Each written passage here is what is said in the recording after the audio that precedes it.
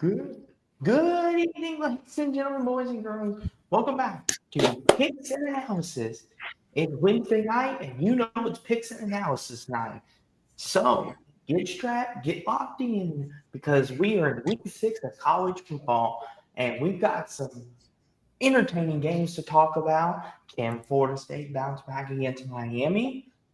Or better yet, can Vandy shock Bama 2 years in a row? Will Texas go to the swamp and fall flat on their face? We're going to talk about all that tonight and more. And we're also going to talk about who would have ever thought Louisville and Virginia would be a marquee game to look out for. We're going to get into all that tonight, make our picks, our previews, and so much more here tonight on Picks and Analysis Week 6. But Jackson, how are you doing? I could not do this without my Batman, of course, the one that makes it happen, the Batman to my Robin. How you doing tonight, good buddy? I'm doing all right. This is a perfect way set to celebrate the second day of my birth week, good buddy. It's like got to hang out with Sonny Verma on a Jack Sony episode for episode 79. Hung out with Mountaineer Paul today. Hung out with Mark Rogers. Watched a little bit of the Tigers and Guardians, especially the home run that basically made the Guardians take the lead to the point where Sean McDonough threw out his puberty voice. I was so excited when he did that because I'm like, somebody knew it was my birth week this week, especially when, Brian Rosaccio, that's his name, hit that homer that took the lead for the Guardians. Thank you so much, Hayden. Thank you so much. I appreciate that, good buddy. Yes. Kane said, happy birthday, Jackson. Yes, happy birthday to Jackson. He's a young 50 years old. See, I always enjoy getting to hear your takes, whether I agree with them or disagree with them. I always get a good laugh out of you, man. Yes, and Bill Bean says he's first. But Jackson, another good way to celebrate your birth week is picking some football games. We got some interesting ones to pick this week. I mean, Jackson, we're going to talk about it, but Vandy Bama is now a game that we have to watch for, that we have to pay attention to. Oh, well, Jackson. Well, it's usually not a call-in show, Caden, but I mean, we'll see what we can do for you, Caden. Let us get through these picks, and then we'll get to it. Let us get to our business first. But yeah, Jackson, a lot of interesting games this week. And 1-2 says 50. Wow, I was thinking closer to 60. Nah, 128. Yeah, if Jackson's 50, then he's doing something right. But anywho, Jackson. My friend from Ladies of College Football is, but tell you the truth, I didn't even know she was 50. I thought she was 30. Basically like my age, I thought. Well, Jackson, here's the thing. It doesn't matter if you're 50, 60, 30. It's always a good thing, Jackson. Are you ready to make some picks? Because the older they get, the wiser you are. I got 3 words. Yes, definitely. Absolutely. We're not picking Cameron to New Mexico State. No. Whoa. I get it. You're the birthday boy. This is your birthday week. But calm down. Calm down. Lord have mercy. See, even on Jackson's birthday, he's a little... Girlfriend, I'm a diva. Obviously. But I was going to say, to segue, last week was a rough week for me, so this is kind of a get-right week for me. You did pretty good, Jackson. So you might be in the lead as we speak. But Sam Houston, New Mexico State. Since Jackson doesn't want to pick it, we won't pick it. Hey, if this game doesn't... We'll pick it for your sake, Austin. Hey, Jackson, the 49ers and Rams might be a little better. I mean, you never know. It's not going to have Brock Purdy. So he's hurting, unfortunately. And Draycon Fear says New Mexico State will win. New Mexico, Sam Houston, America. New Mexico State, Sam Houston, excuse me, is a 2.5-point favorite. Why don't you start us off, birthday boy? Does Sam Houston get their first win? I think I'm going to go with New Mexico State in a 28-24 victory. I'll go New Mexico State 31-24. Okay. Oh boy, Friday don't get it. On to the Friday games, Poor Jackson. man's Michigan, Western Kentucky, Charlotte, South Florida. I guess the football guys realized I needed some sleep or something. Here we go, Jackson. 10:30 on ESPN. West Virginia going to BYU, and BYU is an 18.5-point favorite. And Jackson, they survived the scare in Boulder last Saturday night. But does West Virginia put the scare in them again, or can they upset BYU? Can Rich Rod get a signature win in year one? What do you think, good buddy? He will get a signature win in year one, but not this game. I don't see the West Virginia Mountaineers winning this one.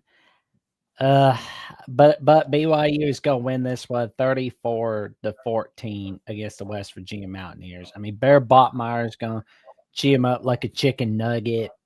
I mean, it's not going to end well for the Mountaineers. And 1-2 says, don't sleep on BYU. Listen, BYU showed me quite a bit last week against Colorado. They're 18.5-point favorites at home. Do I think West Virginia has a chance? Yes, because it's the Big 12. Anybody can beat anybody in the conference. It's been proven. But I agree with Jackson. I think BYU prevails at the end. I'll go 38-24 BYU in a shootout. I'll go 38-24. Colorado State, San Diego State. Jackson, this is a sloppy. Yeah, Colorado State, San Diego State. This is a sloppy slate of weekend games. All right, Jackson, on to Saturday. Georgia, Kentucky at noon. I know we're both picking Georgia, but does Georgia cover the spread on Saturday? Georgia will beat the spread, but not by much. Okay, what's your score? Georgia 38-14 against Kentucky. I'll go 27-10 Georgia. Well, here we go, Jackson. Gee, you sound very high on Kentucky. Not. Well, Georgia's angry. They're upset they got beat last week, so I expect them to be more motivated this week. And poor Kentucky's going to catch the brunt. And Troy V does make a good point. Kentucky usually covers against Georgia, yes. But I think they learned from their mistakes last year. I think they clean it up and get it done. I think. Noon on ESPN2, Jackson. Iowa State going to Cincinnati. And Jackson, we have an upset alert according to Vegas on our hands. Cincinnati is a 1.5 favorite over the number 14 Cyclones, Jackson. Jackson, is Vegas trying to tell us Scott Satterfield and the Bearcats at Nippert Stadium could pull off the upset? We'll wait and see. Looks like a trap game for Iowa State. And 1-2 says Cincy has a surprise up their sleeve. Don't believe me? Just watch. Here's the thing, Jackson. I know you're not a big Satterfield fan. I know. But, Jackson, do you think they have a chance to win this game? It is at Nippert Stadium. Well, here's the thing, Jackson. Even Vegas is telling you Cincinnati's only a 1.5 favorite. They're even telling you, look out for the upset. I don't know, Jackson. I mean, I've doubted Max Campbell and Rocco Beck quite a bit this year, and it's backfired on me. But this would be the thing Satterfield could do to put Cincinnati back on the map. beat a top 15 team. And Satterfield has pulled a couple upsets in his day, as we all know from his days at App State. Um, oh, you know what, Jackson? No, I won't do it again. Give me Iowa State. I almost pulled it. I almost wanted to pick Cincinnati because they're at home, and Nippard's a hard place. You can't say anything this time. You can't be like, you taught me how that was like, nope, that was on you, buddy. But Bean's like, do it, Austin. No, but Bean, I'm gonna be smart this week. I want my get back. Um, I'll go 24. I'll go 24-22. Iowa State. I think Iowa State is going to win this one in 28-20 fashion against Cincy. Here we go. Noon on Fox, Wisconsin going to Michigan, and Michigan is a 17.5-point favorite. Jackson, does Wisconsin have a prayers to do it? They better take advantage of the receiving core of Michigan. They better put a ton of pressure on Bryce Underwood if they want to have a chance on this one. And Troy B does make a good point, Jackson. Wisconsin looks like a team that quit. Yeah. They got smacked off the face the earth by Maryland. But that's a team that needs an exorcist. 1-2 says 22 is an unusual score. But Eeyore is happier than Wisconsin, and Eeyore has a nail up his butt. Here's the thing, Jackson. Will Luke Fickell, if they get blown out, will Luke Fickell get fired? I don't think this will be the game if he does get if they lose to Iowa. Yeah. Here's the thing, though, Jackson. Why is this the big noon game? Why are we subjected to this? The Big Ten slate sucks. I mean, for God's sakes, they have Penn State, UCLA on CBS. And if I were the decision maker, I'd have put Nebraska, Michigan State on CBS instead of that pile of crap game. UCLA should not be anywhere near a freaking TV set. But that's another time for another day. Yes, we'll get to that game in a minute. But as for Wisconsin, Michigan, you're right, Jackson. I mean, Wisconsin's looked bad. I mean, they had one great game against Middle Tennessee, but then against Bama, they looked bad. They looked bad against Maryland. So how good is Maryland really? Well, we're going to find out throughout the rest of this season if Maryland's legit and Mike Locksley is saving his job or they were just a one-hit wonder. I'll pick Michigan 28-13. They don't cover. Oh, I'm going Michigan in a 31-10 victory. Okay. They're going on the Big Ten Badgers. Yeah, that's why I said 28-13. They'll play it easy. Wisconsin will make a move, and then they'll Michigan will pull away late. Noon on the Big Ten Network, Illinois, Purdue, and Jackson. Oh, go ahead. Yeah, I want to get to Troy V's comment where he said, funny how they had one of the best slates of games last week, followed by the garbage slate this week. Well, that just means one thing. When you have a sloppy slate, that means upsets are coming. Who's getting upset exactly? Who's going to have a high-scoring game? You're going to see that. I'm telling you. You're going to see, and I'm telling you, you're going to see some top play you would not expect to see during the sloppy slate. Now, I will say this, though, Jackson. Number 22, Illinois, going to Purdue, noon on the Big Ten Network in Jackson. Illinois is only a 9.5-point favorite. And I wonder, Jackson, if Vegas, if they're not buying the Illinois stock, if they're like, okay. I don't think it's that exactly. I don't think it's that. What do you think it could be? Do you think Well, Purdue's Purdue better looks than like the perfect trap game to me because I mean they're coming off a huge victory over USC, and next week they Mhm. got Ohio State coming to their backyard, and you're going to Ross-Ade Stadium. And they Mhm. have a competent head coach this time. Last year, Purdue had an incompetent head coach, and they almost Jackson. lost to a Purdue team with an incompetent head coach. So that's something not to forget. And Illinois, Purdue, let's look at this from okay. So like Illinois has not had a good history against them within the last 15 years. Mhm. Not a good history. So I think that's what the odds makers are considering. I Mhm. honestly I don't see Illinois beating the spread. I see them winning, but they're not beating the spread. And I Because think because we're getting a glimpse of what Barry Odom and friends are going to bring at Purdue.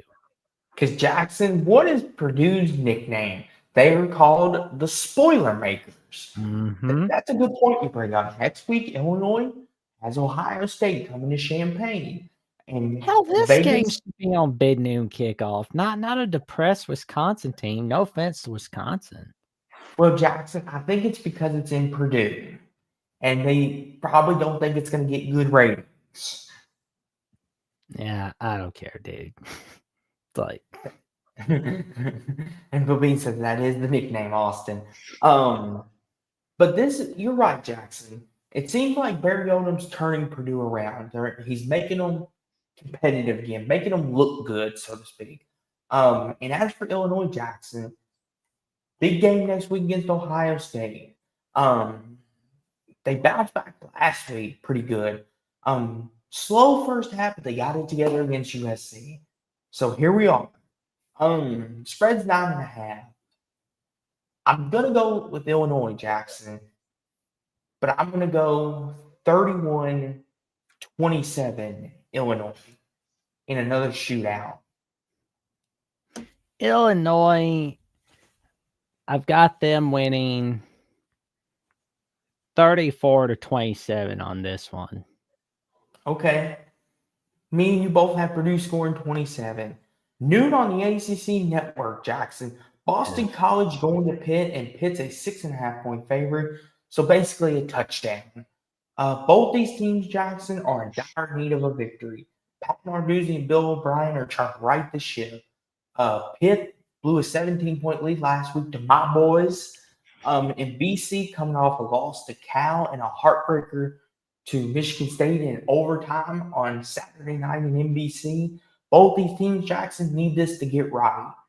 Does Pitt bounce back at home, or does BC find a way to win? I think Pitt bounces back at home in a 28-20 victory. I'll take Pitt at home 23-21 Pitt. 23-21 Pitt. Jackson, This Nets game was overhyped to death in the preseason. Jackson, here's the thing. If you would have told me, yes, Steve, I picked Pitt. Listen here, Babine, real fast, Jack. You don't get to make that decision, okay? Babine, you don't get to make that choice. Listen here. You take your almighty Gators and go over. Shoot, shoot, shoot. Anywho, um, um, this is a good point, True. Troy B. Clemson, North Carolina, the somebody has to win bowl. You want to know something, Jackson? ESPN had this ranked as the third best conference game in the ACC at the beginning of the year. And I could see why. Dabo versus Bill Belichick in Chapel Hill. But Jackson, what is wrong with Clemson? What they have there is a failure to communicate. Chat will know what I'm talking about. And like Wolverine Age says, that both of these teams are terrible. Jackson, Clemson has no run game. Kate Klubnik's not looking like the Heisman favorite that everyone thought he would be. And Jackson, their receivers aren't creating separation. And then you look at it from this side. North Carolina has got half a roster.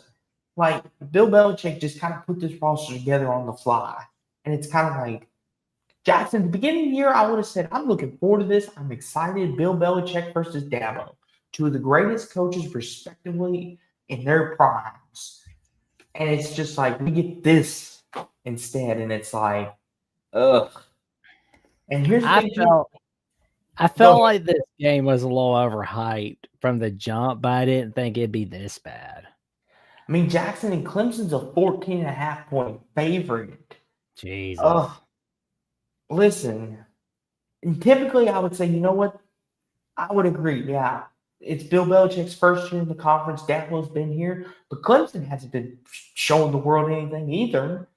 I mean, Jackson, I don't know who to Bill pick. Belichick is destroying his freaking legacy, man. I mean, it's like I think honestly, he should just sat there and waited for an NFL job to open up, or just basically wait another month. That is all he had to do was wait another month, in my opinion. Don't just take any old job, but the real reason why he took that North Carolina job was to make sure his son had a job waiting for him, letting him know, hey, son, you're going to be okay because you're going to be the next head coach of North Carolina. Kind of set something up like Bruce Pearl did with his son for Auburn.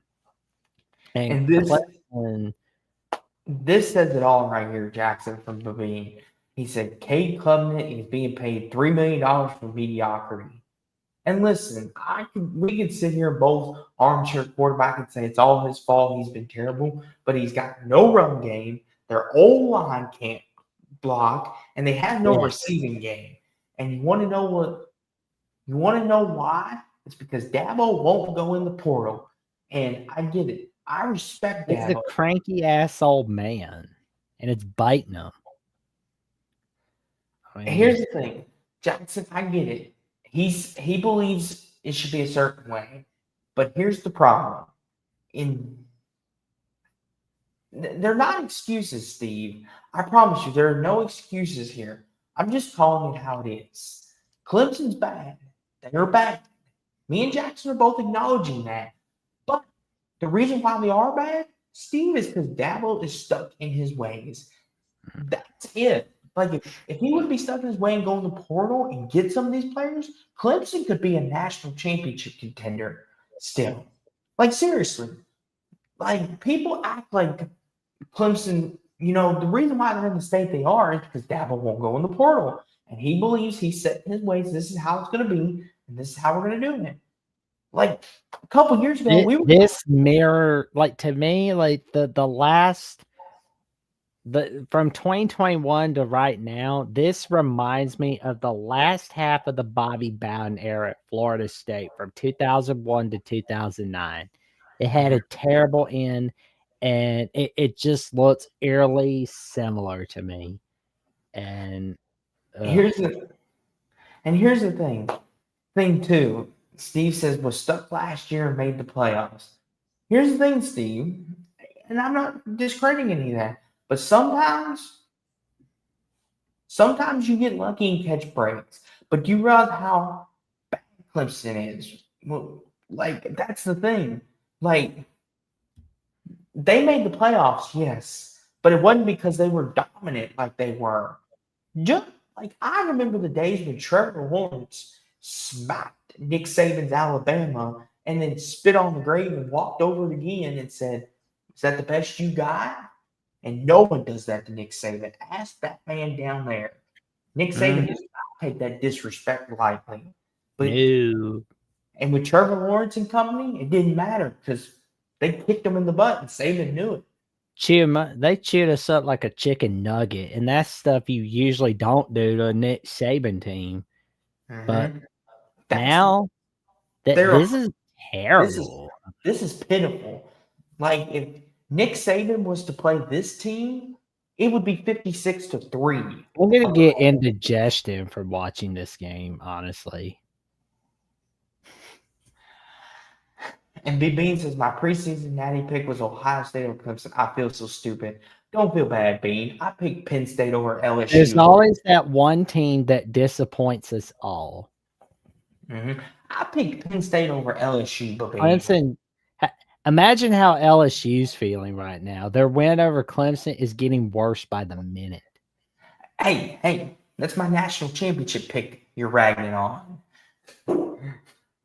But anyway, Clemson, North Carolina. Somebody's got to win this game, Jackson. Who's it going to be on Saturday? Somebody's got to win. There's no ties. Oh God! Don't say that word. Don't bring back ties. Anyway, Well, the Cowboys tied with the Packers. I don't care. I don't want to hear about ties. They suck. They're the world's worst thing in the world. Somebody's got to win this game, Jackson. Might as well be North Carolina. It's got to be a 21-17 victory. Whoa, Jackson picking Carolina. Clemson sucks, man. Like they suck. But North Carolina, they suck like donkey crap. Jackson, but North Carolina doesn't look that good either. I love Bill Belichick, but they look like donkey too. They have half a pulse more than that Clemson team. That Clemson team is crap. That they look like hell. I mean, my God, I know. Jackson, I'm picking Clemson. I'm gonna go Clemson. Well, one of us is gonna be disappointed in this one anyway. I'm just like, I'm gonna go Clemson. 26-17 Clemson. 26-17 Clemson. That's what I think too. 1-2. I mean, am I seeing shades of 2024 Florida State with 2025 Clemson? That's what I feel like I'm seeing. 26-17, Jack Clemson. I don't care that Dabo and Belichick are coaching one another. That should not be an ESPN game because Clemson has crapped on us. That game should be on Disney Junior after the Bluey show. Okay, Jackson, let's calm down. Let's not disrespect two Hall of Fame coaches. Let's not do that, good buddy. Well, and don't disappoint us. That's what I say. Here's the thing, Jackson. Listen. As bad as they both are, they're still two Hall of Fame coaches. Let's not disrespect them too much. BP's making us laugh tonight. Maybe Demons and Jackson making. No, Babine. Jackson's a man of his own word. But I got Clemson winning Saturday. Jeez. Noon on ESPN Plus. Kansas State going to Baylor. And Baylor's a touchdown favorite. And Jackson, you want to know something? Kansas State, just when you think they start to look bad and they've given up, all of a sudden they show you why they're Kansas State. They looked good last week against UCF. What in the world? Oh, man. They're the most confusing team in the Big 12. I don't even kid you, Jackson. I mean, they kind of play with their feet with Oklahoma State. And Kansas State, I feel like, is starting to get life back into them. It's like that bye week did a good number for them, and they realized they're still in play for the conference title. Because, like, yeah, we lost Arizona, but here's the thing: Arizona is a non-con team this year. I mean, this isn't Waco. Here's the thing, Jackson. A lot of the chat's saying coin flip, and this is a coin flip because you got Baylor with Sawyer Roberts and company that's like lighting the world on fire but have no defense. But you got Kansas State who's finding rhythm again. And I said as soon as Dylan Edwards got healthy, Kansas State was going to find their way back. And here we are. The Beans picking Baylor. Wolverine Gage is picking Kansas State. The two most confusing teams in the Big 12. I'll let you pick first, Jackson. You know what? I'm gonna go with Kansas State. It's like I said on Locked On West Virginia with Mountaineer Paul. Kansas State is starting to get life back in them, and plus with seeing Dylan Edwards back in action, back in town, I just don't see a world where Baylor's winning this game. I mean, I know it's a home game for Baylor, but you got Sawyer Robinson. That's it. I mean, you almost lost to SMU. You Mm-hmm. lost a tight one to Arizona State. Mm-hmm. I don't see Baylor being in contention for a conference title for the Big 12, but we'll wait and see. I'm going to go with Kansas State in a 31-24 fashion. You know what, Jackson? Give me Kansas State as well. I think I think they're starting to hit stride. They're starting to put it back together slowly but surely. 30-27, Kansas State in a shootout in Waco. Air Force Navy. Navy's a 12.5-point Okay, favorite. that's a good one. We get to see Navy Air Force on CBS. I'm going to be honest. I'm going to enjoy watching this game. Navy's 12.5-point favorite, Jackson. Who wins the Armed Forces showdown? I've got Navy winning in a 28-13 fashion. I'll go Navy 14-10. Okay. Army UAB, Ohio Ball State, 1 p.m. on the CW, Jackson. Oh, God. Wake versus Virginia Tech. Virginia Tech is a 6.5-point favorite, and Jackson, all of a sudden, Virginia Tech has life again. Jackson, let me ask you something. Did Virginia Tech purposely play bad to get rid of Brent Pry? Ooh, that's a good question. Because Jackson, where was this team 2 weeks ago? They're starting to look like the team we all thought they could be. I mean, they didn't play like this against Old Dominion. They didn't play like this against Vanderbilt in the second half. Nope. And I'm kind of. I feel like I'm going to enjoy a little bit of this game for a little bit more than I would Clemson, North Carolina, because at least these teams are going to disappoint you for this year. Like Wake Forest, they're a disaster, right? Because they're Wake Forest. Wake Forest is all right. They almost beat Georgia Tech last week, so they got some life. They have more life than Clemson and North Carolina, but Virginia Tech, I got to be honest, though. Is Philip Montgomery looking to make a play as the Nets head coach of Virginia Tech? It's looking like he could be. Well, Jackson, if he takes them from 0-3 to 6-6 or 8-4, he might just win the job. Well, yeah. You have to at that point. I'm going to go with Virginia Tech in a 31-17 victory. Wade did show me a little life, but it's in Virginia Tech, and Virginia Tech's playing some really good football. But it's on the CW, though. That's the thing. But when Virginia Tech beat North Carolina State, I was thinking to myself, why do people not talk about Dave Doreen being on a hot seat? And sure enough, a friend of ours, Matt Zimick from College Wire, wrote an article about it. Because, bro has had 13 years to get North Carolina State to where he was supposed to do. Mm-hmm.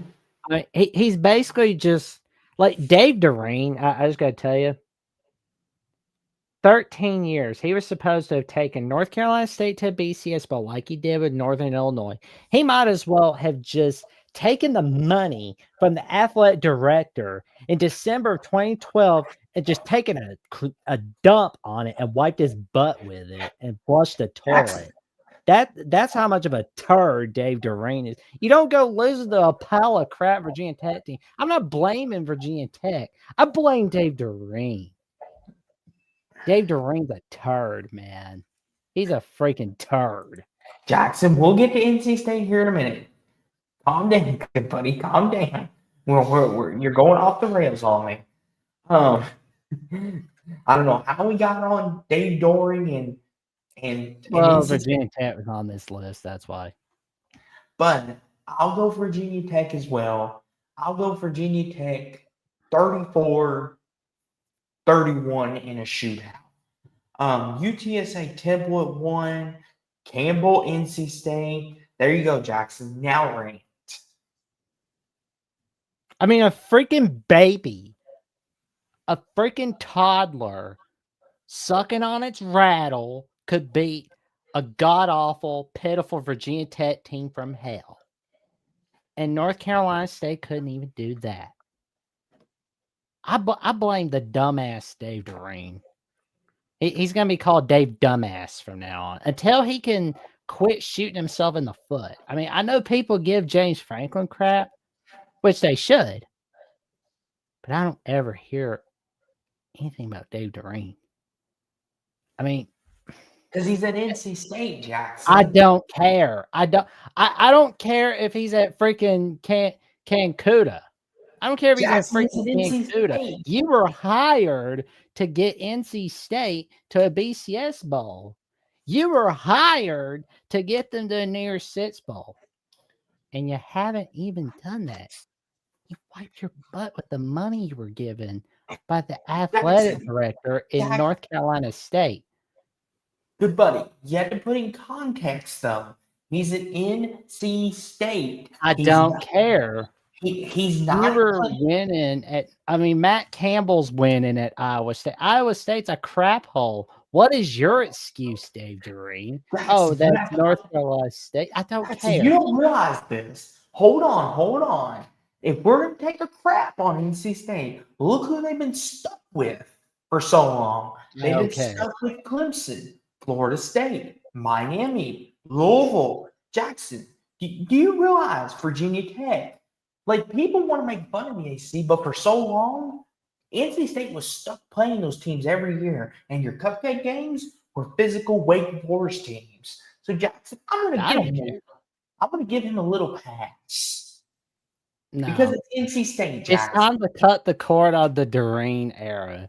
Because, I mean, you fired Tom O'Brien after 6 years for not getting you over the hump.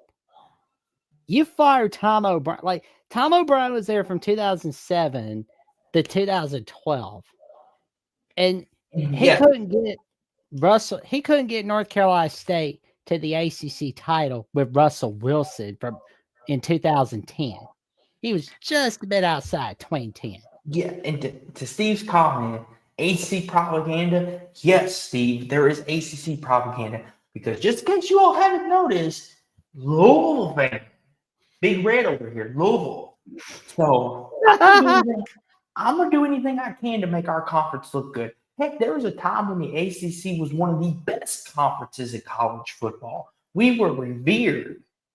Not anymore, but we're gonna get back there. There was a time we were revered, okay? Clemson was winning. It is like Doreen has done just enough.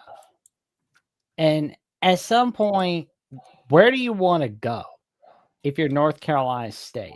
Because, like, again, you fired Tom O'Brien after 6 years. Dave Doreen has done nothing but sit on his ass after 13 years. I am not delusional, Babine. Thank you very much. 2016, 2017, we were revered as one of the best conferences in college football. Like, it is like because it is time to just cut the cord on the Doreen era. You're not going anywhere. You're happy with only being sits and sits. Here's what you need to do if you're North Carolina State. Get a winner. Go the James Madison route. Get Bob Chesney. Get him before Virginia Tech does. That's what I say to North Carolina State. Here's the thing. Jackson Campbell, North Carolina State. I guess since you're done ranting, we can move on. Western You Michigan. suck, Campbell. All right. 3 p.m. Jackson on TNT, True TV, and HBO Max. Oklahoma State going to the desert to play Arizona. Arizona is a 20.5-point favorite. Jackson, does Oklahoma have a chance to go to the desert and win, or does Arizona cover the spread? Arizona's going to win. Well, Arizona's going to win 34 to Now, keep in mind, before you say 17. that, they did give Baylor a bit of a game last week. I don't care. I don't care, dude. Arizona's going to win this one. Timothy Green says Oklahoma State will beat Arizona State straight up. I hope Macham's getting him rolling, but I think Oklahoma State's they're just kind of cutting the cord on 2025 and focusing on 2026. That's not true. I don't hate the U. I don't hate NC State. I just can't stand Dave Doreen. But And as for this, UCLA, as for them, I can't stand hold on. the Board of Regents. Hold on, Jackson. Save that rant because we're getting to UCLA here in just a second.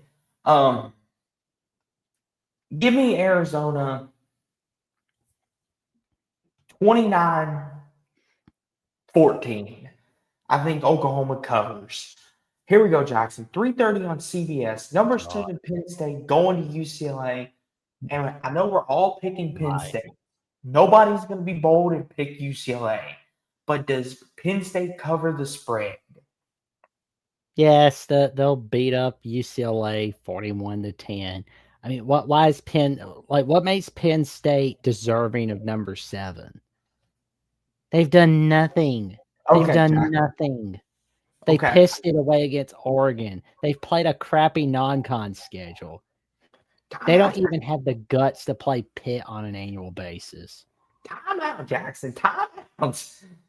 I don't know 1-2's messing with us or he's being serious. UCLA gets their first win. 1-2, I hope you're messing with us. Please tell me you're messing with us. Please. No, he's serious. Well, he's just kidding. Okay. Whew. But if Penn State was to lose this one, I'm going to raise hell on that game on Saturday night or Sunday. I'm going to go on a venting session. So bear with me that you've done had yours. Why in the blue moon is this the CBS game? Why? Why? What incarnation did we deserve this? What have we done to deserve this punishment? Why? Is it because you love Penn State? That's great. No. Here's why. Do I know why? Let me guess, because LeBron's going to be there? No. The slate sloppy, unfortunately. So they just kind of had to pit somebody. This is pathetic, Jackson. This is pathetic. CBS being CEOs. This is pathetic, though, Jackson. I am sick and tired of CBS and Big Noon Kickoff treating us back. Listen here. This is not how you send Gary Danielson out. That is a legendary announcer. And this is how you're going to send him out, making him watch Penn State, UCLA.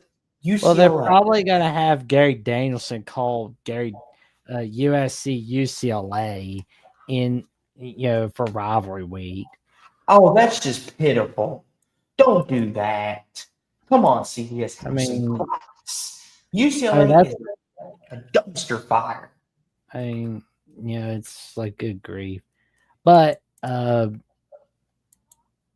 do think, well, oh no, they're gonna. Oh yeah, they had the Big Ten title game on CBS last year. They've got it on Fox this year. Yeah, yeah, and 1-2 we'll get to it. But College Game Day is going to Vandy, Alabama, because Florida State blew it. Which we'll get into all that here in a minute. I personally don't really care where it was going to, but I figured it was going to one of those two games. I mean, they'll probably go to Texas, Oklahoma for week 7.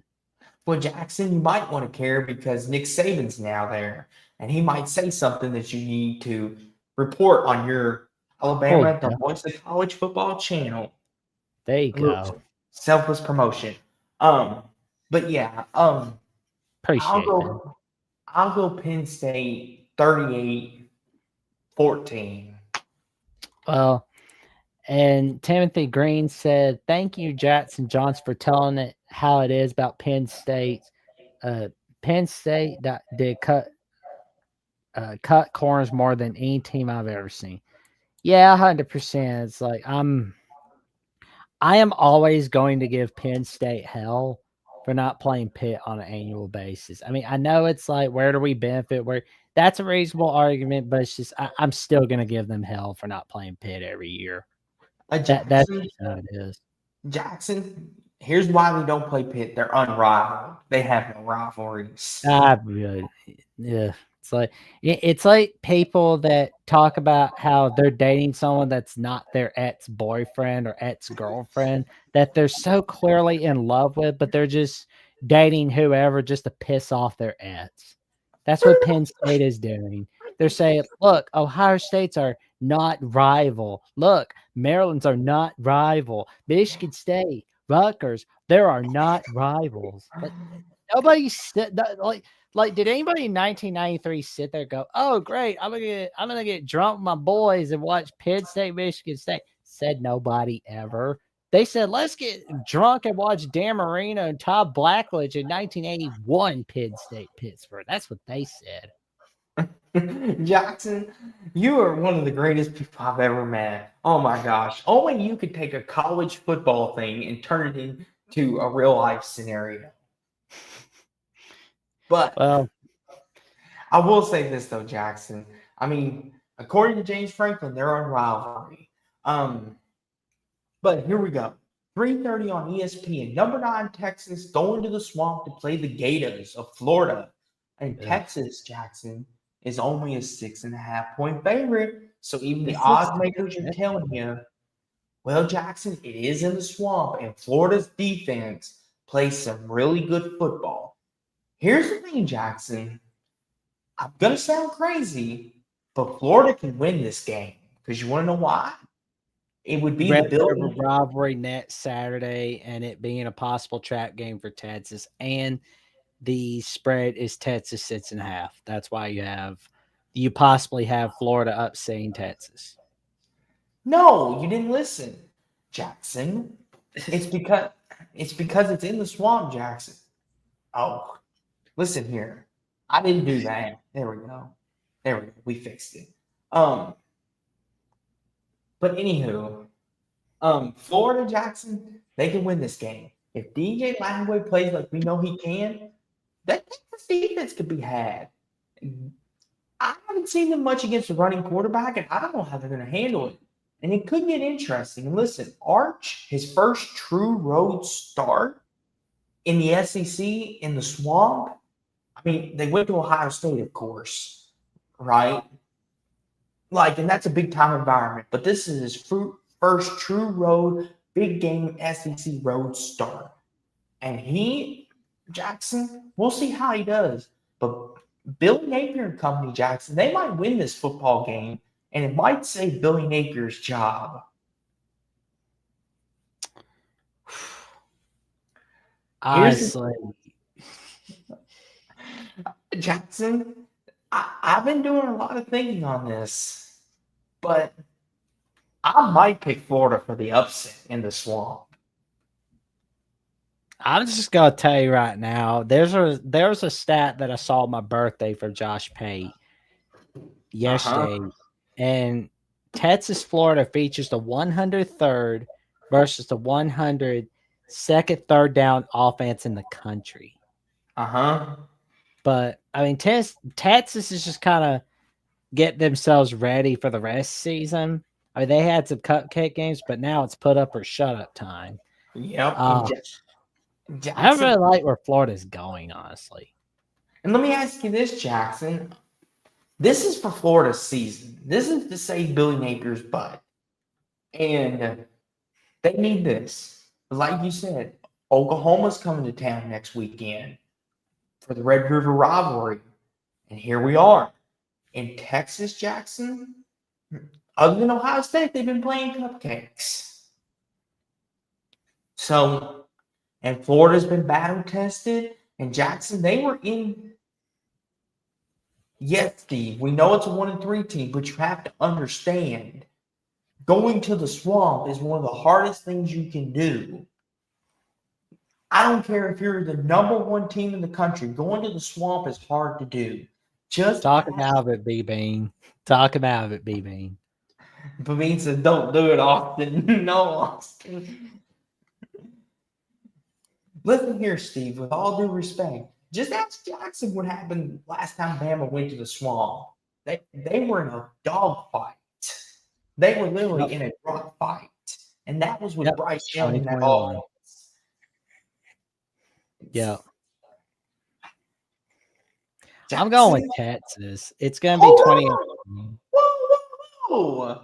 Jackson, I did not give you permission to do that. Just for that, Jackson. Since it's your birthday, I won't fire you, but I'm gonna fine you.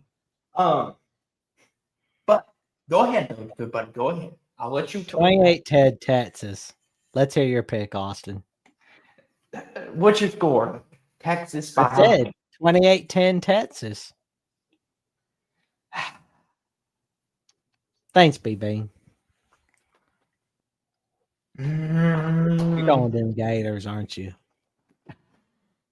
I mean that smile's showing it all, man. You know what, Jackson? He's Give me the Florida Gators in the swamp. Give me Florida 24-17. Give me the Gators to go to the swamp. Well, the Gators in the swamp to upset Texas, thus making the Red River rivalry next weekend even all that more important. And like small town Republican said, chomp chomp in the swamp, baby. Yep. 24-17 Florida. I'm calling it my upset special of the week. Wee woo, wee woo, wee woo, wee woo. See, Jackson, shame on you. You should have believed in the Gators. I went with Texas for this one. I mean, Jackson, you're mad at me, Lee. I'm mad at you, Austin. What are you mad at me for? Because I picked Florida, I'm showing faith in your mighty Gators, baby. well, BB wants Napier gone. He's like, I meant shame on you, Austin. Okay. Listen, I'm so mad at me. Anywho, I'm going Florida to upset Texas. 3:30 on ABC. Vanderbilt versus Alabama. Number 16 Vandy taking on number 10 Alabama. Bama's a 10.5-point favorite. And college game day and Nick Saban's return to T-Town on Saturday. I swear it looks like the baseball gods and the football gods realized it was my birth week. You know, like Tuesday was my birthday, this week's my birth week because they're like, okay, we gotta get Sean McDonough calling some Major League Baseball playoff games because number one, he got to throw out the puberty voice with the Guardians hit a game, take the lead against the Tigers in the bottom of the eighth. And he's probably going to throw out his puberty voice tomorrow afternoon in that game. And they're having him call Alabama Vanderbilt. So Yeah. I'm excited about this game right there. Real fast, Jackson, because this is your team and let you preview and break it down, give a little sneak preview and do a little shameless promotion. But Jackson, here we go. Alabama lost to Vanderbilt last year. Last season, it was the first time since 1984 that we lost to Vanderbilt, and the first time since 1969 that we lost to Vanderbilt in Nashville. Here's the thing, Jackson. Did you see what the head coach of Vandy said about Clark Lee? Did you see what he said? Oh, what was he saying? I know Diego Pavia was running that mouth. Well, he always does, Jackson. But before you get into your breakdown, because this is your team, the reporter basically asked him about the history of Bama Vandy, and he was like, basically responded with, "We're making our own history here. We're 1-0 against Alabama. That's all that counts." And I'm like, Ooh, okay. I'm like, he's not acknowledging the past history. I like it. He's starting fresh. He's turning the page. Like, Jackson, do you find that disrespectful that he's not acknowledging your all's history, or do you find it good that he's not worried about the past? He's worried about. I think it's good. Like, he's doing a great thing for his team, honestly. And that kind of stuff right there is going to make teams with bigger piles of money and want him to be their next head coach. Because they want that. They want that energy. I mean, like Clark Lee. I mean, you talk about the great job James Franklin did at Vanderbilt. Looking at the job that Clark Lee is doing at Vandy, like my God. I mean, because it was like Derek Mason. When Derek Mason was there, they were trying so hard to stay relevant that they had like Sarah Fuller be the kicker. They were just like awing over her bad kick. But then Clark Lee takes over the town, and they just build brick by brick, fence by fence. And he's got those boys rocking and rolling. I mean, like last year, the 4th season, the 7-6 victory, the 7-6 year they had, like especially that victory over Alabama, that was a turning point right there. And the fact that another great thing that he's got Jerry Kill on his coaching staff. You know how much of a game changer that is? That is huge. I mean, you got him as a consultant. That's always going to help right there. I mean, like Clark Lee knows what he's doing. I like what he's doing at Vandy right now. I would not be surprised, win or lose, this team winds up being a 9-3 team. But as for the Alabama Crimson, but we'll get to Vandy though. Like we look back earlier this season. I mean, like the second half against Virginia Tech, they were trailing going into halftime, 20-10. But you know what happens? They score 34 unanswered points in Blacksburg, where it's supposed to be scary as hell for the Vanderbilt Commodores. And then you got South Carolina. You go on the road to Columbia. And what happens next is unbelievable. You smack them off the face of the earth in the second, third, and fourth quarter. You get revenge against Georgia State, basically putting them in their place. You play with your food a little bit against Utah State. But I can tell you right now, it is a wild ride with what this team is bringing. I mean, Eli Stowers, he's a great pass catcher for Vanderbilt. I mean, he may not be a Brock Bowers, but he is a hell of a guy right there. Oh, man. Well, there was one guy that I saw that was doing well in the SEC for Vandy this year. Let me take a look at him right quick.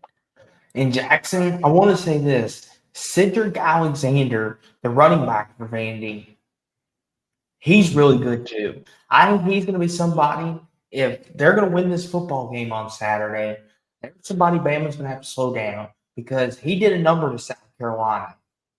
And like Small Town Republican says in the chat here, Vandy's offense can grind the clock once they get a lead. Smart football. And that's the thing too, Jackson. Not a lot of people realize this, but if Bama goes down 10-0, 14-0, you basically, game's over because Vandy's got you right where they want you. They got the drop on you.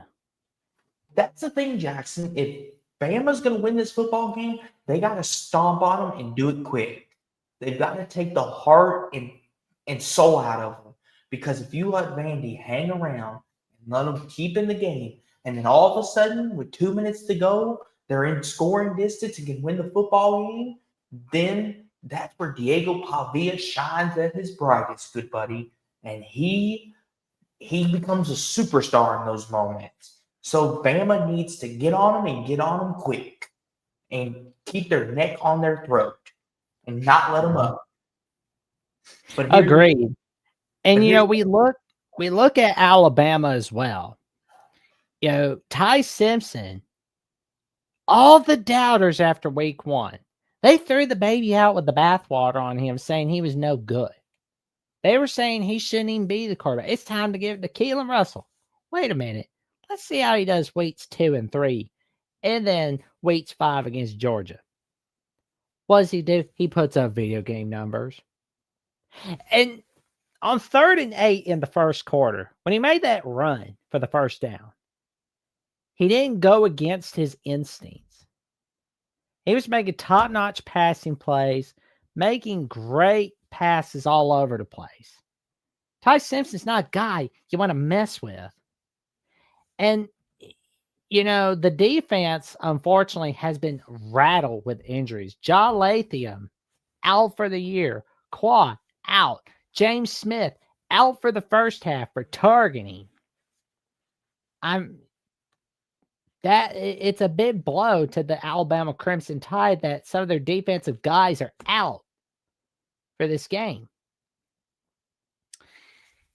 But also, the running game. There's been so many questions about that. It was a little better against Georgia. But you hand that ball off to Jam Miller and company, you are going to be more than all right. Make sure it's not all on Ty Simpson. You're set and you're ready to rock and roll.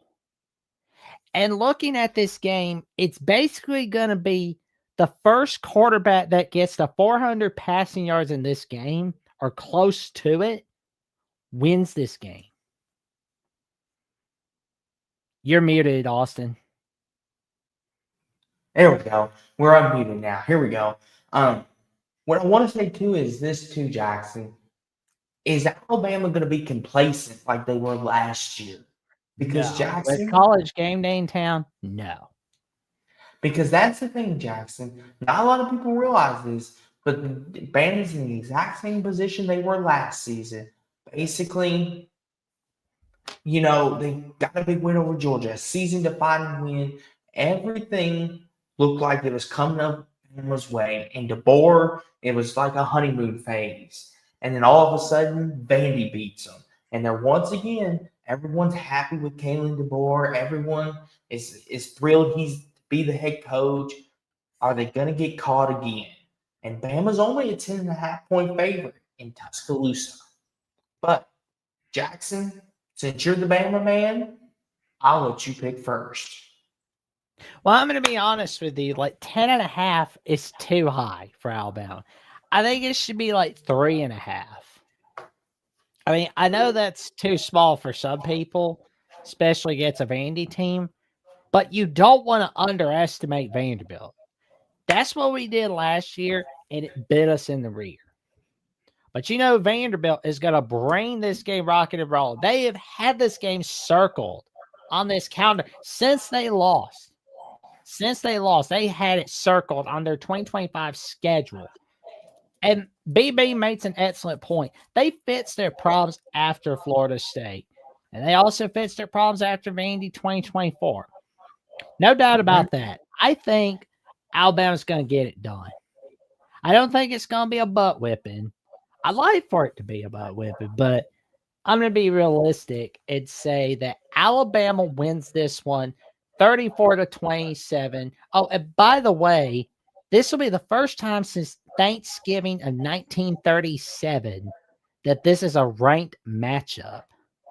And the things that happened in 1937, Snow White and the Seven Dwarfs was the #1 movie out in theaters. Shirley Temple was the #1 actress singing about animal crackers in her suit. But I forget the lyrics, we had our 14th annual Macy's Thanksgiving Day Parade that year in 1937.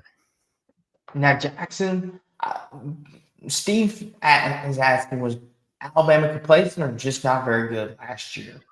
We weren't as good last year. I think it's a little bit of both, but we just weren't as good as we were in years past. But by the way, 1937, we did beat Vandy to play for a shot at the Rose Bowl. We were back in Pasadena, but we lost to the Cal Golden Bears and got shut out to end the 1937 season. The last time Notre Dame beat Ohio State was 1936, and that was when Donald Duck was wearing his white hat instead of that iconic blue hat at that time. Leave it to Jackson to be the one to know that. But this is going to be interesting. I will say this. As the old saying goes, Will lightning strike twice? Unfortunately, as much as I would like to see Vandy win, because it would be monumental for college football. If Vandy can do it 2 years in a row, I just don't think they're going to do it. Alabama's going to be prepared. They're hungrier this time around. They understand, hey, we can't be taking anyone lightly anymore. We can't be looking ahead. We can't be celebrating. I'm going to take Alabama to win 34-20. I got Bama winning by 2 scores. 34-20 Bama. I think the Bama defense gets a pick six to make it look worse than it actually is going to be. 3:30 on NBC and Peacock, Jackson. Boise State going to number 21 Notre Dame. Notre Dame's Now a 20 that is a great game right there. Notre Dame, Boise State. Because Jackson, Notre Dame's playoff dreams are on the line once again. Here's the thing, Jackson. Boise, we saw them opening Thursday night against South Florida, and they looked off. But once they kind of found their rhythm against smaller opponents, now going to South Bend and Jackson, there's a historical jinx in this game, and Notre Dame will be wearing their green uniforms. Oh, Jesus. And you know what happens when Notre Dame wears their green uniforms? They Jackson? lose. They lose. Uh-huh. Stop wearing the green uniforms, Notre Dame. So, Jackson, with them wearing the green uniforms, Boise's got a chance because for whatever reason, Notre Dame can't win in green. What the hell is it with it being 20.5? Oh, my God.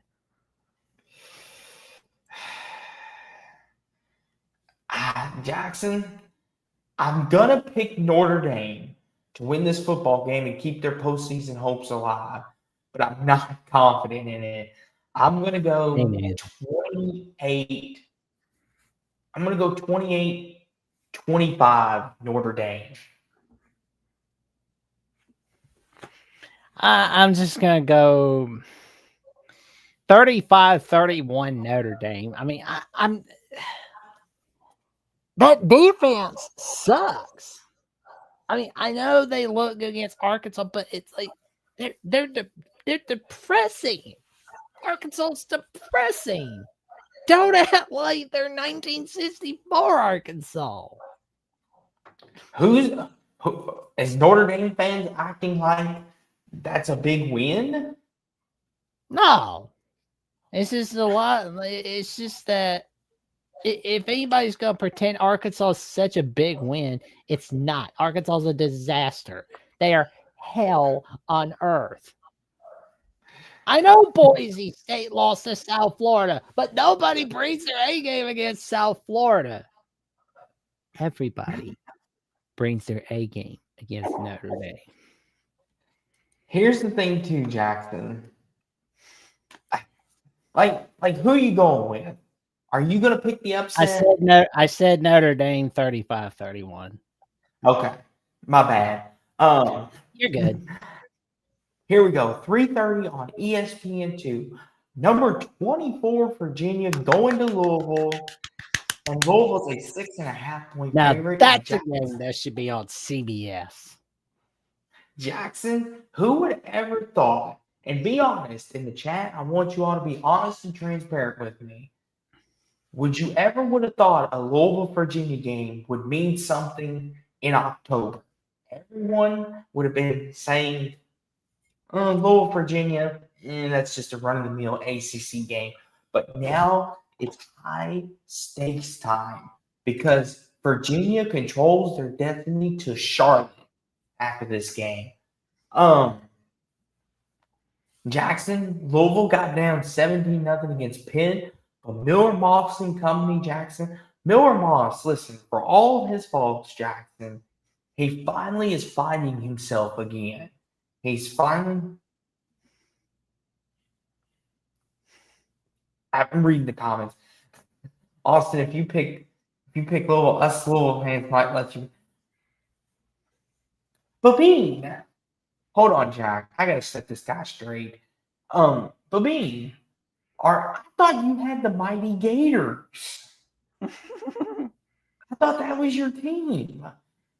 Listen, you can't be jumping ship. Don't be getting it. Hey, you either ride with us all the way or you get out of the car. Okay? Thank you. But Jackson, Virginia, and Tony Elliott got a monumental win last week, maybe the biggest in program history. And Jackson, Tony Elliott with that win might have saved his job last week. Jackson, are you ready to take Virginia more seriously now? Is my question.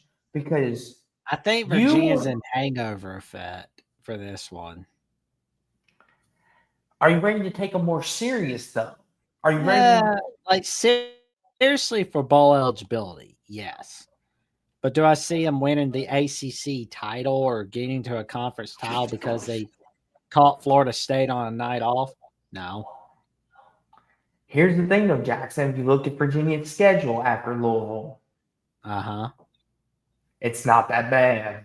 They can really, if they continue to play like what they did against Florida State, they could run the table. We could see a Virginia Georgia Tech ACC title game, Jackson. Wouldn't that be something? It is in Louisville though, but is Virginia going to have a hangover? Yep, Virginia has a hangover. Hold on. Listen here, Troy B. You will not question my fandom over here. Listen here, Troy B. Listen. I don't get snippy with many people here, but you will not question. My blood is red as they get. I sat through the dang Bobby Petrino disaster after Lamar left. You cannot tell me I don't love this team. I sat through that piss poor, ugly basketball program that we dealt with these last 5 years, it feels like. You don't question my fandom, buddy old pal friend. After everyone left them, I stayed here. I've been here since day one. Thank you very much. Anywho, Jackson. Listen here, Babine. Listen here. You're getting on my nerves over here. Listen here. You're getting on my nerves. Babine, just for that, your mighty Gators, I hope we play you all basketball and we whip your butt. Like, I think Florida's got to have something to say about that, man. That's okay, though. Anywho, they got me riled up, Jackson. But we love you for it, man. Listen here, Troy. Listen here.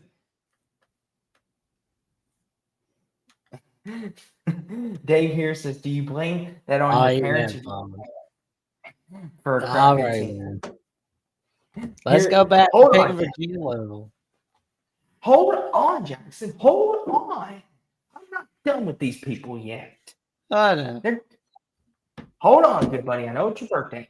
I'm going to say this. Do you blame that on your parents or do you take personal responsibility for picking a crappy team? Listen, nobody in my household likes Louisville. That's the thing. There's only one person that was ever a Louisville fan, and that was my stepdad's ex-wife. She's the reason why I'm a Louisville fan.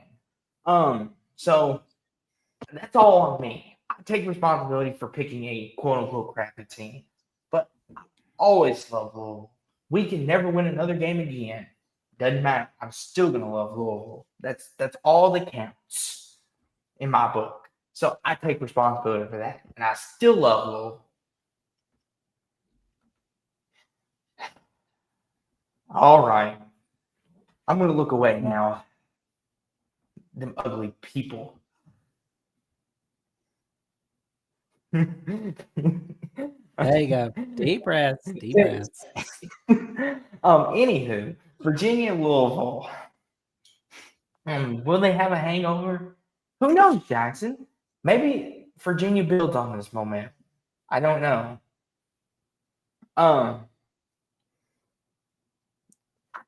Jackson, I mean, here's the thing. Do you remember when we beat Notre Dame a couple years ago, Jackson? we lost to Pitt, and then we kept it rolling. I could see Virginia doing the same thing here. But the way we started last year, Yep. Well, Troy V says he's just breaking your balls. Now, I know go he and is. get your shine bots. I know he is. I know he is. I get fired up sometimes, though. I do. I get fired up. Just go home and get your shy bots. On the shot box. Troy made I it don't easy even- for me. Okay, back to Virginia Louisville. We done went off the rail. Thanks, Levine. Get my blood pressure up. Thanks. Oh, Jackson, I'm gonna pick Louisville. I think our defense comes through for us. And I think Miller Moss is finally turning the corner, and Jeff Brom, I think he'll draw up enough trick plays to get it done. Give me Louisville 27-21. I've got Louisville winning 31-20. Okay. 3:30 on the Big Ten Network. Well, Washington Maryland trail for the first time this season. Washington Jackson is a 6.5-point favorite. So that even tells you something, Jackson. Even Vegas thinks Maryland's overrated. That they're taking the road team, by a touchdown. But Jackson, Malik Washington, he's the truth for Maryland. That dude's a baller. He's looked really good. And he went to Wisconsin, Jackson, and they handled Wisconsin. Now, I know you can say Wisconsin's not good, but Nope. Jackson, the jump around is a hard place to go and win and dominate. So I give him a lot of credit and a lot of respect for doing that. But Washington, how much are they going to be lingering after last week's loss to Ohio State? Because they were in that game for almost the full 4 quarters, Jackson. They had a chance if they could have converted. Does Washington have a hangover? What do you think, good buddy? I think Washington's gonna win this one. Really?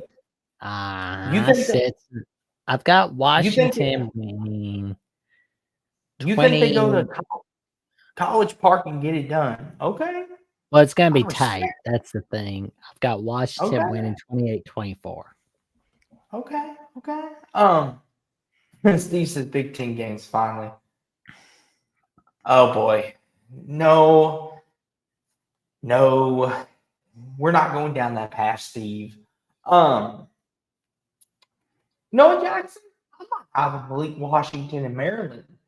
I think they're playing good. And I think Michael Oxley and company's got a really good football team this year. Give me Maryland 28-27 in a 1-point victory. UNL Monroe, Northwestern, Jackson. Oh, God. Does Northwestern cover the 11.5? Yes. 24-10. Anytime I hear Big Ten slander, I'll go 25-17 Northwestern. 3:30 on ESPN Plus. Oregon State, App State. App's only a 1.5 favorite. Does Oregon State get their first win, Jackson? No. App State wins 24-21. I'll go App State 20-17. 3:30 on the AC Network, Jackson. Syracuse going to SMU. SMU's a 17.5-point favorite in Jackson. Syracuse looked awful without Stephen Jelly. And they look bad. They look pitiful. Is there any way they could stay in this football game? Or is SMU going to roll? I think SMU's rolling their butts, unfortunately. Give me your score. SMU's going to win 35-24. I'm gonna say 30-3 SMU. Oh, geez, you are brutal.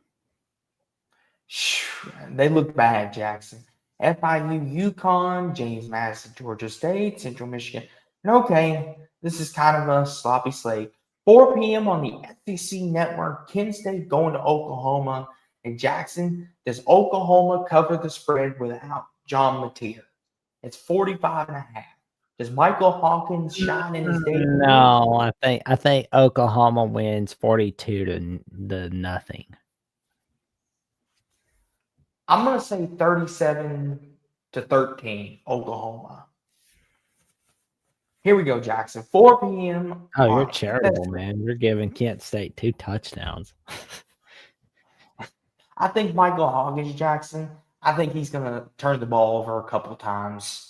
I don't trust him. But you got to remember, though, he's got Ben Arbuckle as his offensive coordinator now. Jackson, you can have the best offensive coordinator and still look bad. There's some guy named Joe John last year. Of course they were going to suck. Like, you had some guy named Joe John or Joe Jack, but whatever the hell he called himself. He's out. He sucked. No offense, State, Rough Rider. No offense, Rough Rider.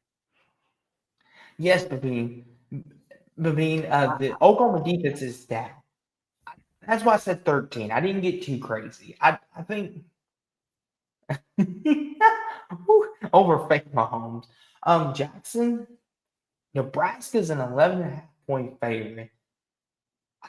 Jackson, I get the feeling that Matt Rule might have a letdown in this game after coming off a heartbreaking loss to Michigan. I kind of feel like I know they had a bye week, and Michigan State had a bye week as well. But I just feel like, Jackson, Nebraska's gonna Nebraska. I think they put all their eggs into the Michigan game, and I feel like they're heartbroken and they're kind of lost. I think Michigan State, Jackson, I feel like they got something to prove. And Troy B and Steve's even picking Michigan State, Jackson. Give me a reason why I should trust Nebraska. Give me a reason why I should pick Matt Rule in this game, other than they're at home.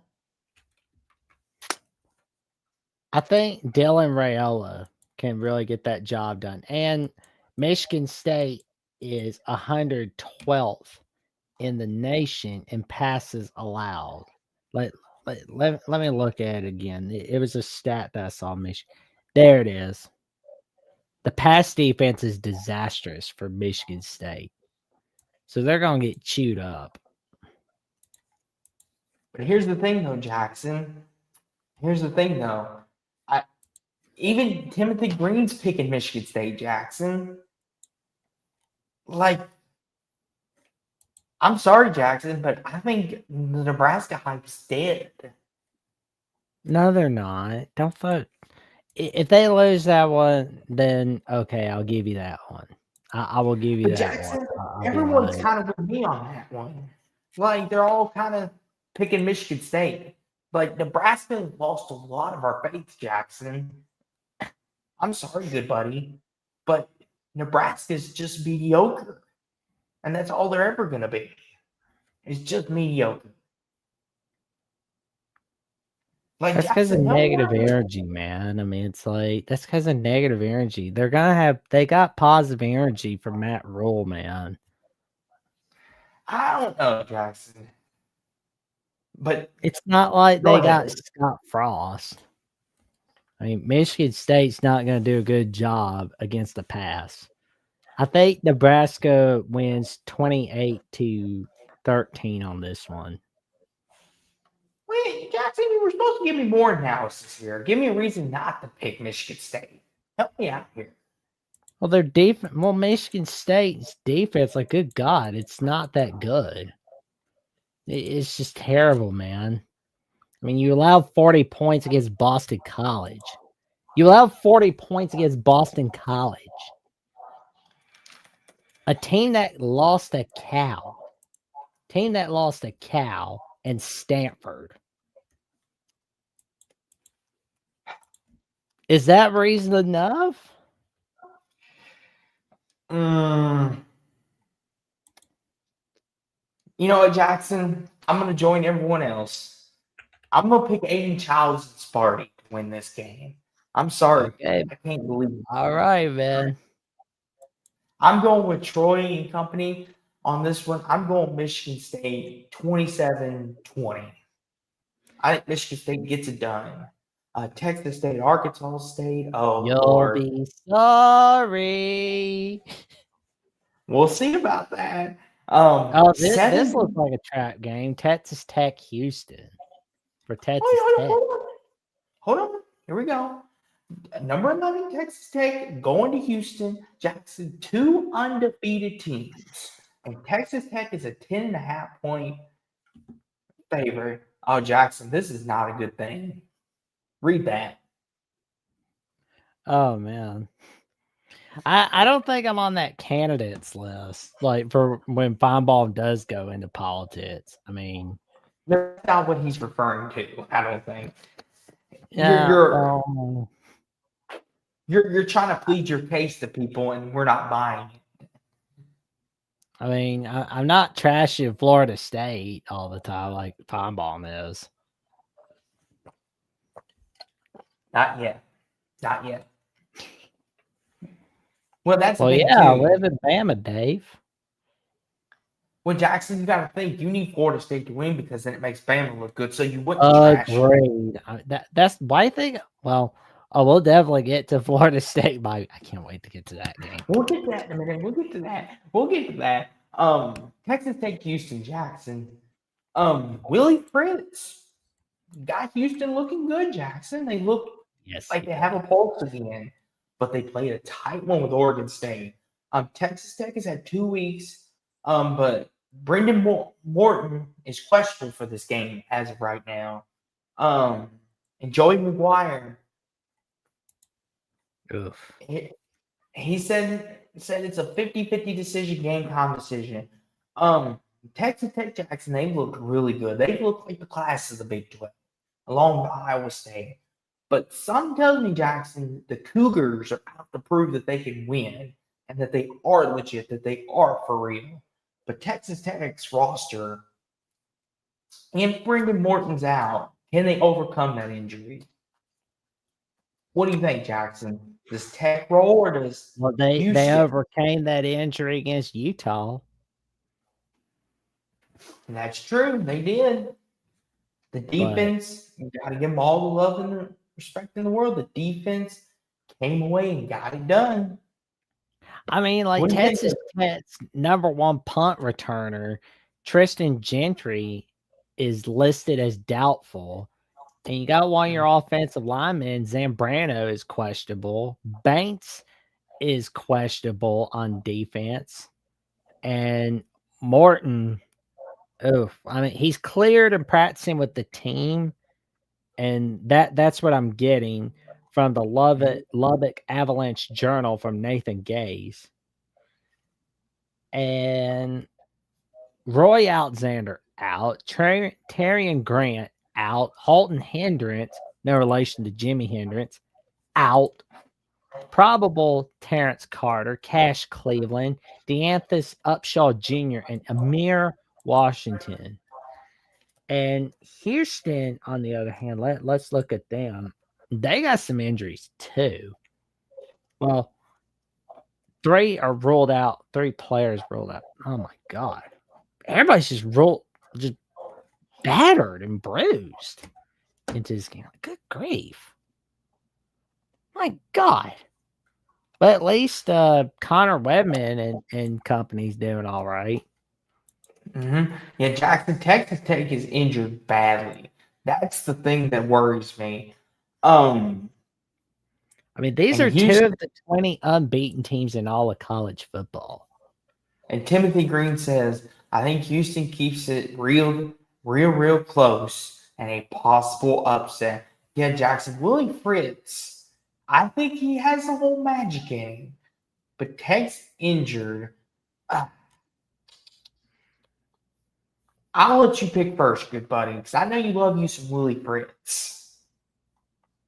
Well, last week I was watching them and I stayed up till 2 a.m. watching this team, right?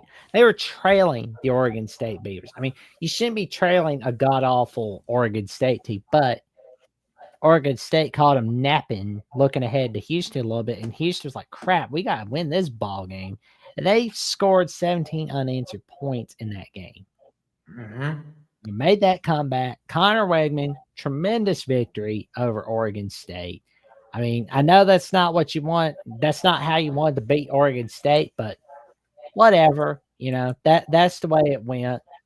And it was a good one right there. You got Dean Connors having your back against the Red Raiders. I mean, that's going to be a good one right there. I mean, like, I'm glad that this game is on ESPN. I really am. I mean, it's a sloppy slate, but that means upsets are coming. And yeah, Texas Tech is always good at offense. They are. Houston, they've kind of been mid on offense. I mean, they're not like what you consider a great team on offense, but their defense is hella good. So if you put a stop to that Texas Tech offense, you're good. If you make them run the ball, you're good. Mm-hmm. Texas Tech's defense has got better, though. Although, to be fair, it was against Oregon State, Kent State, and Arkansas Pine Bluff, but they did prove themselves against the Utah Utes on Big Noon kickoff. Now, I'm telling you right now, it's like I see the light on Texas Tech, regardless win or lose against this game in this game. I see the light on Joey McGuire now. He's got this going. So Jackson, I'm glad you changed your opinion. And anyone that's watched our shows over the years, Jackson will tell you this, but I have always been a Joey McGuire backer.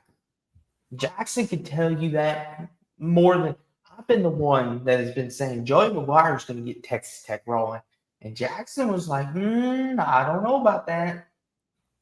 But, I mean, excuse me. Jackson can attest to that. I like it. I've been on his bandwagon since day one. I really like what he's doing at the University of Texas Tech. But Jackson, I'll let you pick first in this game. I'm gonna go with the upset on this one. I'm gonna go with Houston in a 34-31 overtime victory. Ooh, Jackson. I like it, good buddy. Oh, we have a sloppy week. That means upsets are coming, man. But not everything's going to be an upset. Actually, that's your first upset. I picked the upset. Well, I did pick. Well, North Carolina over Clemson is an upset, technically. That's true. That's true. You know what, Jackson? Am I going to go with you? No. I'm going to pick Texas Tech. I think oil money got Texas Tech rolling, Austin. Listen here, Hummus. I'm trying to give Joey McGuire some credit, okay? Give me Texas Tech in a tight win, 21-17 over Houston. I think you like him. Oh, I made Austin face freeze for a moment. Oh, no. Crud. What the heck happened? Good grief. Oh, my word. Where do we go? Where do we go? Where do we go? Where do we go? Where do we go? We'll be right. Let me see. Yeah, Troy V says deep thought. Yep, no doubt. No doubt. I don't think there's deep thought in the Minnesota Ohio State. Okay, I think I froze. Did I freeze? Yes, you did. Okay. You said Texas Tech 21-17, correct? Yes. UNLV Wyoming, real fast, Jackson. Does UNLV go to 5-0? My apologies for freezing. Wyoming upset zone 28-24. Yes, I'm back, Thomas. The freezy freeze. It happens. I'll go UNLV 31-25. South Alabama. Oh, Jesus. 7:30 on NBC and Peacock. It's Minnesota going to #1 Ohio State on Big Ten Saturday night. Big Ten Saturday night. Okay, anyway. Ohio State's 23.5-point favorites. And Jackson, I'm going to say this right off the bat. I'm not picking Minnesota. I'm not making that mistake twice. Give me Ohio State 34-10. Buckeyes win 41-10. I'm not making that mistake twice. Durham MVP, Ohio State by a lot. Yeah, it's going to get ugly. The poor Gophers. The next one. Come Hold Miami, on. Florida State. Come on down. You're fired. Anywho, I'll take over from here. I was saying that poor Gopher was going to get shot. Anywho, the poor Gopher. We'll have a quick ceremony. There we go. Okay, we acknowledge the Gopher. Anywho, 7:30 on ABC. #3 Miami going to Tallahassee to take on the Noles. Miami's a 4.5-point favorite, and Jackson is a rivalry renewed. And like the title said, will Florida State bounce back versus Miami? We're gonna see because. No. Is this true, Jackson? Are you still waiting on Miami to blow it? No. I actually want to see Miami get their first ACC title since they joined the conference. It's like a parent that's like always disappointed in their kid, that's always like so pissed off they can't even think straight. But deep down, they just want their kid to do well. I just want to see Miami really put their money where their mouth is. That's all, Steve. And I want a Miami Florida State ACC title game rematch. That would be like an early Christmas present to me. Well, Jackson, if Florida State hadn't blew it, you would have gotten it. But guess what? Florida State blew it. Yes, I will. I mean, I'm telling you right now, Thomas Castellanos and Carson Beck are going to be up for a shootout in Tallahassee at Doak Campbell, man. It's going to be rocking and rolling. Here's the thing, though, Jackson. Listen, I like Florida State and I like Miami. They're both two incredibly talented teams. But I do think, Jackson, you think this is going to be a shootout? I think it's going to be the exact opposite. I expect a low-scoring game. I think both defenses are going to be playing some good football on Saturday. I think this is going to come down to whose playmakers makes the plays the best. And you may say this is between Beck and Castellanos. I think this is between Deuce Robinson and Malachi Tony, the receivers. Who's going to show up big for their quarterbacks? They're the two difference makers. And I think, Jackson, this is a classic game. And I think there is going to be a lot of hatred, obviously, for this game. But I feel like, Jackson, the U's been riding the way. Florida State kind of was flying too close to the sun, as they would say. And here we are. They kind of needed that game to bring them back down to earth just a little bit.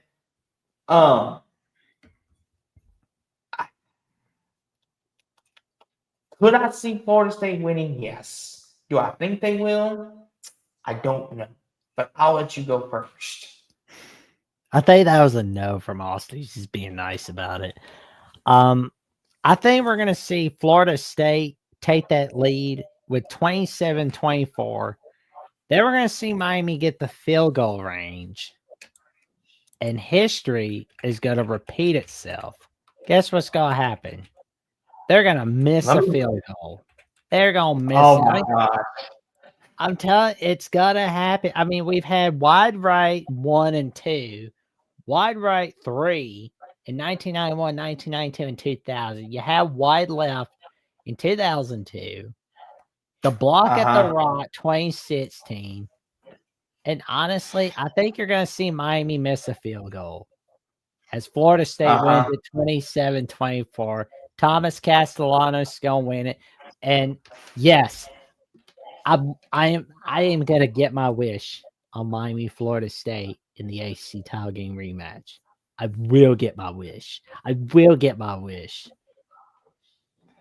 Jackson, you know something? I would be inclined to agree with you, but here's the problem. Virginia ate them up. They made Virginia's offense look like the Nobody 20. brings their A game against Virginia. Everybody I don't brings their A care, game against Jackson. Florida State and Miami. That's how it is, If man. Florida, Jackson, if Florida State is any kind of contender like we think they are, they should have held Virginia in check. And they look like the second coming of Randy Moss and Tom Brady out You there really on think offense. Virginia is better automatically? Like, come on, man. I'm not saying they're better, Jackson. Listen to the words coming out of my mouth. Don't get it twisted. Florida State is the better team, but Virginia looked like the better team that day. And I Yes. can't trust a team that lets Virginia go up and down the field like a pinball machine. I'm sorry, Jackson. I'm taking Miami, and I'm taking Miami in a rout. 38-17 Miami. It's all about the Knowles. The Knowles. The Knowles. It's all about the I'm sorry, Knowles. Jackson. Carson Beck's going to submit his Heisman case on Saturday. They're No, going to tear that defense up. I'm sorry, good buddy. Mark it down. In your dream I've of got Miami losing a tight one. Mark it down. no, but Jackson does. I got Miami winning in dominant fashion. Oh my god. Jackson, your dream of a Florida State Miami championship game rematch dies Saturday. No, it won't. No, it won't. It's gonna die Saturday. No, it won't. I guarantee you it won't. Oh man. 7:30 on the SEC Network. Mississippi State going to College Station to take on number 6 Texas A&M.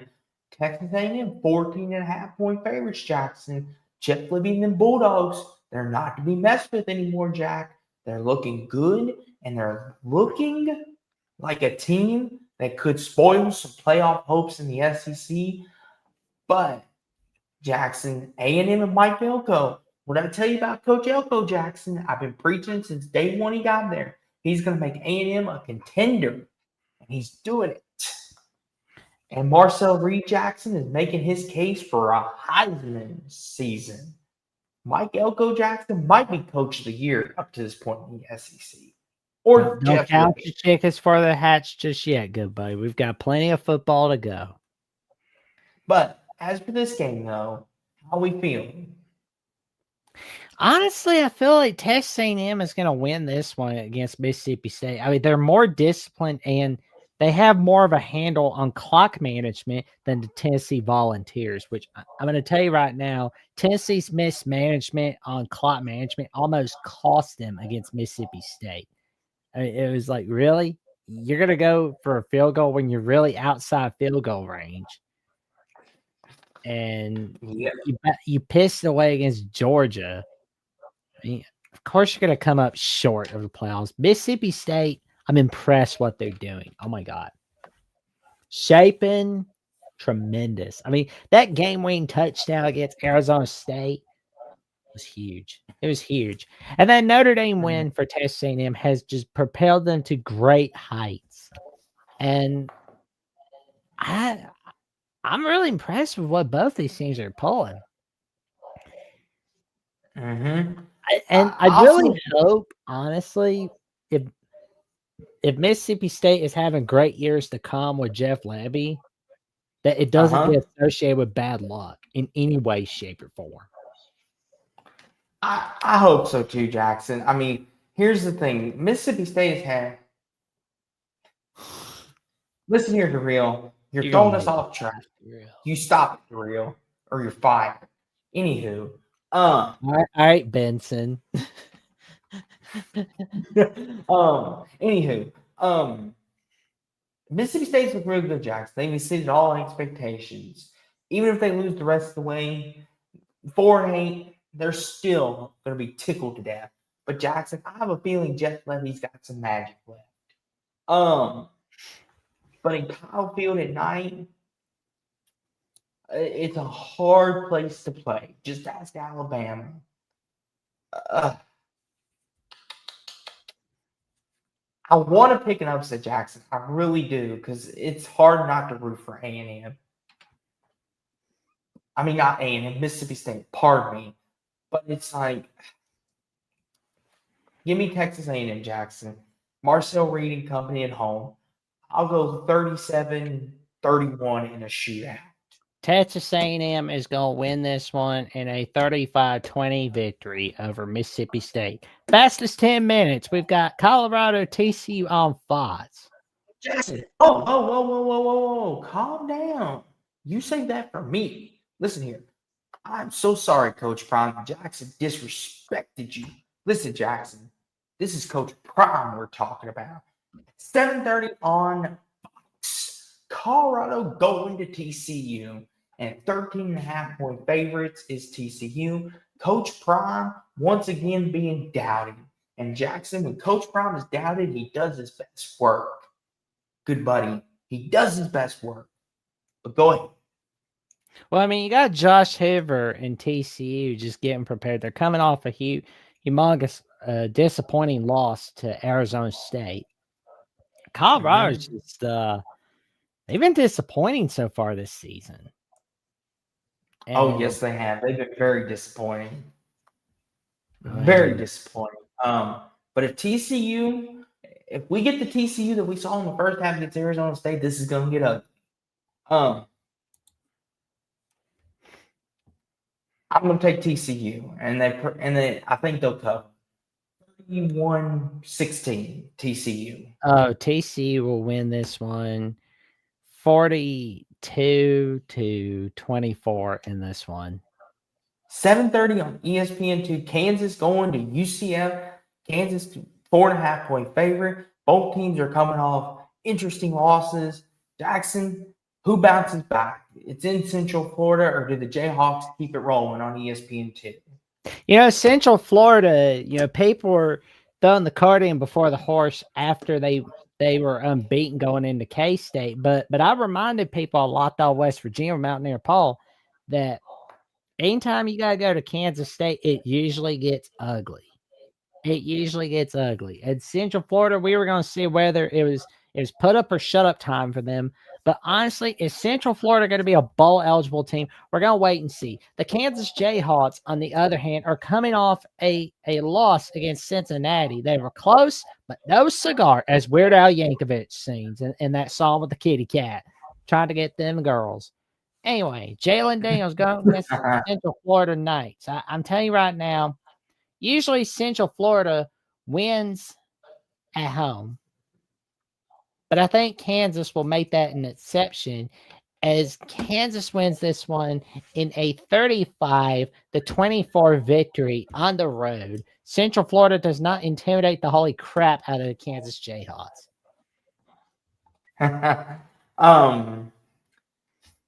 Give me Kansas to bounce back and roll. I like Jalen Daniels. I like Lance Leopold.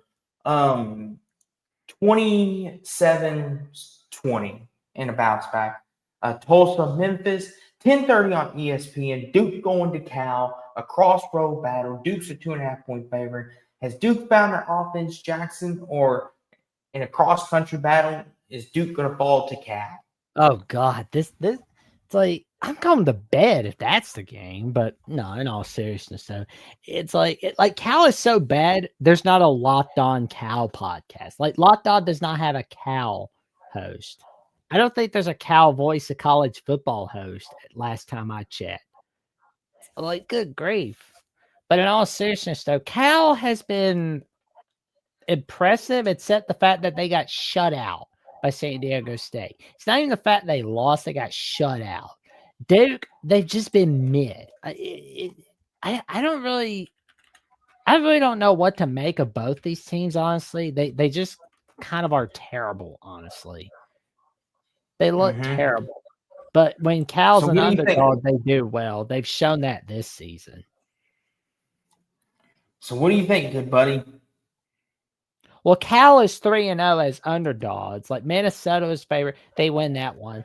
Last week, Boston College was a touchdown favorite. What does Cal do? They beat the BC Eagles. Oregon State was the favorite. And what does Cal do? They spank them with a paddle like Robert De Niro spanked Robert De Niro. Robert De Niro spanking Leonardo DiCaprio with in Killers of the Flower Moon. I got myself mixed up. I'm so excited. I got Cal winning this one in a 35-20 fashion. Jackson over here. I think Duke has found their offense again. Give me Duke 38-35 in a shootout on California nights. And Nevada, Fresno State, Jackson. Does Fresno State cover and get it done? What are we thinking? Yes, I think Fresno State is going to cover with this one. It's going to be a 45-20 victory over the Nevada Wolfpack. This is not the Nevada of Colin Kaepernick when they were running the show in 2010 and upset Boise. This is a pitiful Nevada team. Here's the thing, Jackson. I will say this. Nevada has had their moments, but yeah, I'll take Fresno 33-17. And that was week 6. Sloppy slate, of course, but you know what they say about sloppy slates, as Jackson says interesting things happen. But with that being said, Jackson, we'll see Saturday night when we are back here for get it right, Austin, for Final Whistle Saturday night. Yep. Did Vandy pull off the upset? Did my prediction of Miami? Did Florida stun the world? We're going to be back Saturday night after the final big games go final. So, with all that being said, though, there's a lot of things happening in our worlds, but the most important thing happening in our world is the birthday boy, and that is Alabama, the voice of college football, and the Alabama Voice College Football merch store where you get tumblers, hats, blankets, shoes, whatever you like, caps, and it's good for drinks if you ever get thirsty on the job or doing videos like me. Jackson, take it away. What do you got going on this week? And let the people know. Well, they can check out my latest episode of Crimson Tide Live for Vandy Week, where I had on Billy Derrick from Vandy 247. And I can tell you right now, it was a fun ride right there. He joined Coach Smook, Jeffrey, and I to discuss the preview of Alabama Vanderbilt and how historic that game would be. And I can tell you right now, it's going to be a fun ride. We discussed the keys to victory and so much more. And of course, there's the latest edition of Alabama Primetime Live where I was going solo. Coach Smoot was not there on Alabama Primetime Live for episode 30 of the Primetime Show. So I went solo and I discussed my take on the injury report, my take on Mark's rankings for the Alabama Crimson Tide, the AP poll, and the coaches poll, and much more. And our kicking game. What's going on with our kicking game? Is it going to cost us? Is it going to help us? All right there. It's all right there on Alabama at the Voice of College Football. So tell your friends, family, and cashiers posts about the magic that Coach Smith, Jeffrey, and I are bringing you on Alabama at the Voice of College Football Mondays, Tuesdays, and Thursdays during the regular season and after every game on the post-game show.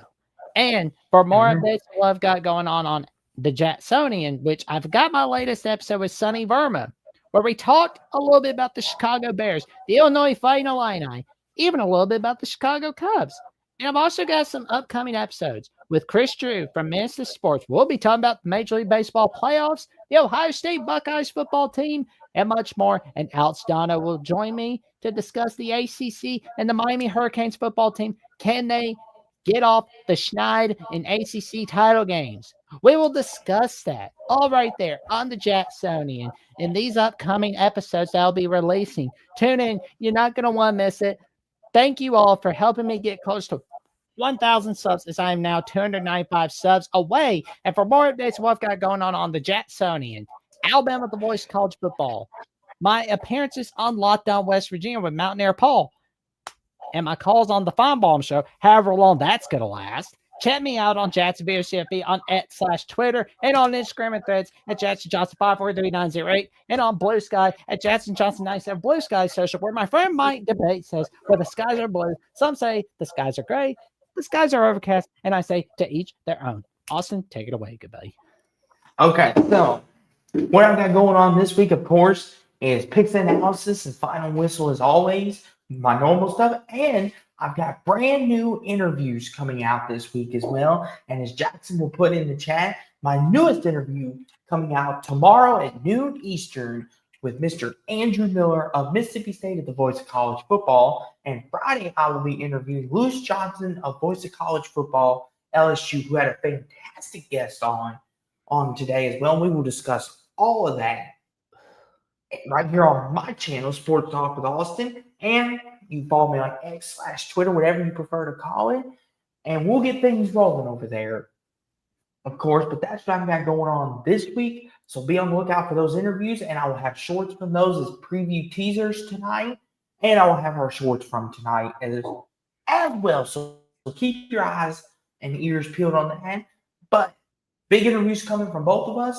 But we will see you back here Saturday night after Miami, Florida State goes final. We will be here because the Alabama postgame show is at 3:30, 2:30 Central. I mean, not 2:30 Central. 6 p.m., 7 p.m. Eastern, but it could be later. So anything's a possibility.